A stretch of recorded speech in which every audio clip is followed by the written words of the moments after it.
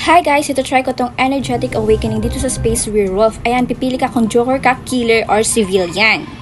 Gusto ko maging Joker para joke-joke lang. Pero, Killer? Siguro bagay talaga ako sa Killer. Simula na ng game, tapos dito guys, papunta ako sa courtyard. Tapos ayan, pinatay ni number 10, tapos papunta si Juan, kaya nagbalik ako. Buti na lang hindi ako nakita. Alam mo kung sino yung pumatay? Yung orange ang nakasuot ng... Si Jasmine, number 2. Nakita ko, nag-bench. Saan mo ba nakita? Eh, wala naman ako dun eh.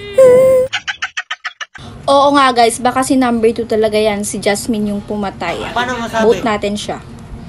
Yung killer dito, 1, 8, and 10. Ay, grabe kasi hindi ako yun. Kanina pa suspicious to si number 2. Vote ko na dito guys si number 2. Ayan, maraming nag-vote sa kanya. Hay nako, ang galing ko talaga manloko. Uy!